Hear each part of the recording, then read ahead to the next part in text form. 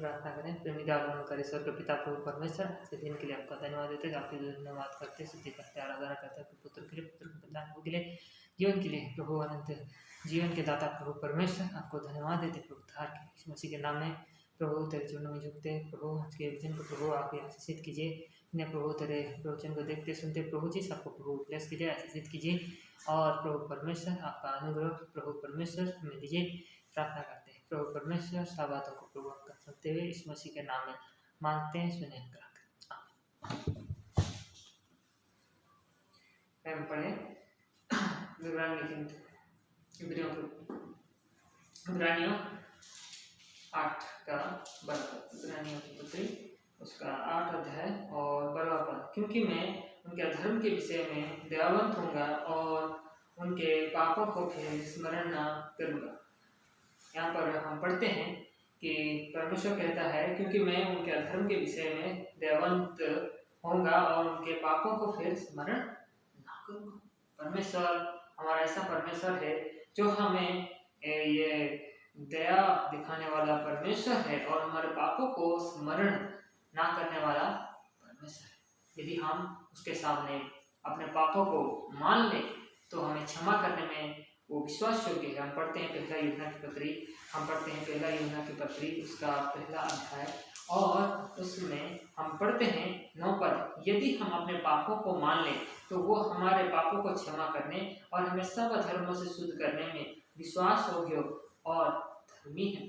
हमारा परमेश्वर ऐसा महान परमेश्वर है जो हमें पापों को क्षमा करता है और हमें हर एक अधर्म से भी हमें शुद्ध करता है, पवित्र करता है। हमारा परमेश्वर इतना महान है और इसी रीति से उसने भी कहा है मत्ती लिखित सुसमाचार और उसका 6वां अध्याय 6 अध्याय और उसका 15 वचन में हम पढ़ते हैं कि यदि तुम मनुष्य के अपराध क्षमा करोगे तो तुम्हारा पिता भी तुम्हारा अपराध क्षमा करेगा।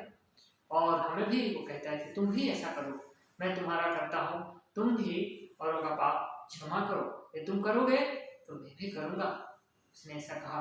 और भजन संहिता में हम इस बात को पढ़ते हैं, भजन संहिता और उसका 18वां अध्याय 18 भजन संहिता और उसका 18 अध्याय हम पढ़ते हैं 18 का 25 और 26 वचन हम देखते हैं। दयावंत के साथ तू अपने को दयावंत दिखाता है और खरे मनुष्य के साथ अपने को खरा दिखाता है। शुद्ध के साथ तू अपने को शुद्ध दिखाता और टेढ़े के साथ तू तिरछा बनता है। ये परमेश्वर का वचन है। जब आप देखते हैं कि हम दया करते हैं तो वो भी दया दिखाता है और जब हम खरे रहते हैं तो वो भी हमारे प्रति खरा रहता है और यदि शुद्ध होते हैं तो वो भी शुद्ध दिखाता है और यदि हम टेढ़े होते हैं तो वो तिरछा बनता है।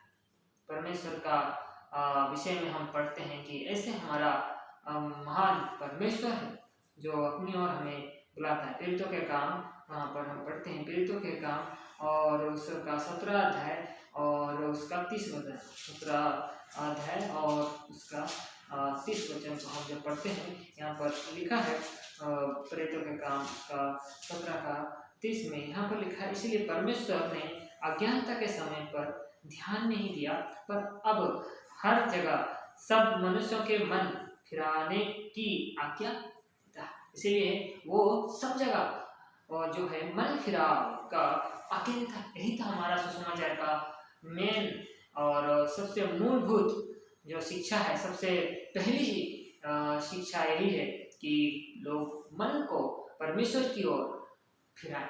उसकी यही विषय को वह बताता है। अज्ञानता के समय हम अज्ञानता में थे, हम नहीं जानते थे परमेश्वर को, ठीक है कोई बात नहीं, लेकिन जब हम जानते हैं परमेश्वर को तो वो कहता है मन फिराओ अपने पापों से, अपने अधर्म से, बुराइयों से। जगत जैसे नहीं जानता है, यहाँ पर भी लिखा है जगत सब मनुष्यों को मन फिराओ की आज्ञा देता है। जगत में सबको मन फिराओ की वो आज्ञा देता है, सबको वो कहता है कि मन फिराओ, क्योंकि मन फिराने से ही परमेश्वर का राज आता है उसके जीवन में। लूका रचित सुसमाचार और उसका हम पढ़ते हैं 11 अध्याय और उसका 13 और वचन को हम पढ़ते हैं। लूका रचित सुसमाचार उसका 11 अध्याय और 13 वचन यहाँ पर लिखा है, अतः जब तुम बुरे होकर अपने बच्चों को अच्छी वस्तुएं देना जानते हो तो स्वर्गीय पिता अपने मांगने वाले को पवित्र आत्मा क्यों ना देगा। यहाँ पर देने के विषय में वो कहता है, और ये पूरा यदि हम 5 से लेकर 13 पद में हम पढ़ते हैं कि कैसे मांगना है। यहाँ पर हम 10 पद में पढ़ते हैं कि जो कोई जो है मांगता है उसे मिलता है, जो ढूंढता है वो पाता है, और जो खटखटाता है उसके लिए खोला जाता है। यहाँ पर लिखा है खोला जाता है। लेकिन कैसा मांगना है, यहाँ पर एक उदाहरण दिया गया है, और उदाहरण में हम देखते हैं। और यहाँ पर एक यात्री है जो मित्र के पास आता है, और वहाँ पर वो कहता है कि उसके आगे रखने के लिए उसके पास कुछ भी नहीं है, उसके पास कुछ भी नहीं है उस यात्री के लिए। तो वो पड़ोसी के पास जा करके वो मांगता है, एक बार नहीं बार बार वो मांगता है, और मांगता रहता है जब तक कि वो उसे ना दे। यहाँ तक कि लज्जा छोड़कर 8 पद में हम पढ़ते हैं, मैं तुमसे कहता हूँ यदि उस मित्र होने पर भी उसे उठकर ना दे, तो भी उसके लज्जा छोड़कर मांगने के कारण उसे जितनी आवश्यकता हो उतनी उठकर देगा। यहाँ पर हम इसी विषय को पढ़ते हैं, और वो देगा। जब हम मन फिराव कर लेते हैं और फिर अपने पापों से फिर जाते हैं और पवित्र आत्मा को हम मांगते हैं, तो परमेश्वर हमें जरूर देता है, क्योंकि वो हमारा पिता है। और वो हमें जो देता है वो किसके लिए देता है? दूसरों के लिए देता है, दूसरों की सेवा करने के लिए देता है। पवित्र आत्मा हमें दिया जाता है हमें दूसरों की सेवा करने के लिए। ये सेवा को बताता है।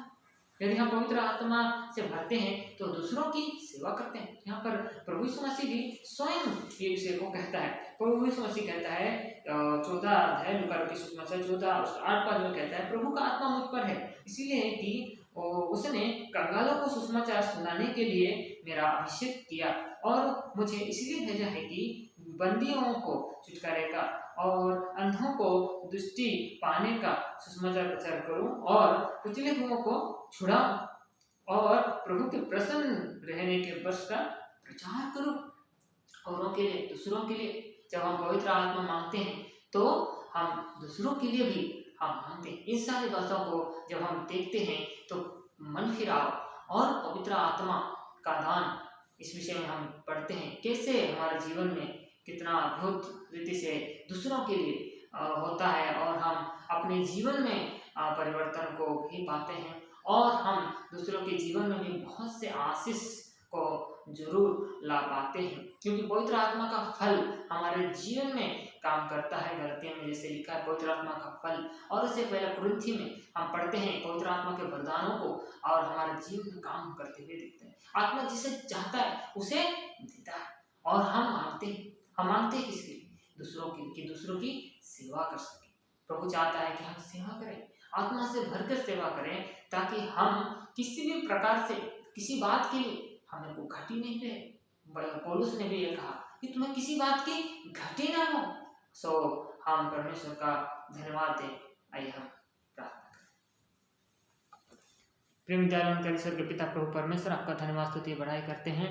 आपने अपने वचन दिया है प्रभु, उसके लिए भी धन्यवाद। आपके स्तुति करते हुए झुकते हैं। पिता परमेश्वर, तू जो महान करुणामय ईश्वर, प्रभु जी आपने हमें मन फिराव का वचन दिया है, और मन फिराव के साथ पवित्र आत्मा का भी विषय में आपने बताया है कि हम मांगते हैं तो पाते हैं, क्योंकि पिता की तरह तू हमें देता है। जब हम ढूंढते हैं, जब हम खोजते हैं, जब हम खटखटाते हैं, जब हम मांगते हैं, तो प्रभु तू देगा। हे प्रभु परमेश्वर, और लज्जा छोड़कर हम यदि मांगते रहे, प्रभु से जरूर देगा। और यह पवित्र आत्मा का दान, ये वरदान, ये प्रभु फल, प्रभु परमेश्वर हमारे जीवन से प्रभु दूसरों के लिए प्रभु परमेश्वर ये उपयोग हो सकने के लिए प्रभु तूने ये प्रबंध किया, ताकि सेवा हो सके, तेरा काम हो सके। सब प्रभु हम धन्यवाद देते हैं। जितने से सुनते हैं देखते हैं, प्रभु सबको ब्लेस करे, आशीषित करे, कि वे भी प्रभु आपके आत्मा से भरे और आपके प्रभु परमेश्वर सेवा कर सकें। और प्रभु परमेश्वर उनके सारे प्रभु परमेश्वर समस्याएं और कोई भी घटी कमी प्रभु परमेश्वर क्यों ना हो, प्रभु परमेश्वर उसमें वो विजय पा सकें। प्रभु सहायता करे, अनुग्रह करे। आपका आत्मा हम पर छाया करता रहे, कि शांति पवित्र आत्मा की हम सबों में प्रभु परमेश्वर गाने पाया जाए। यीशु मसीह के नाम में मांगते हैं, सुने। आमीन।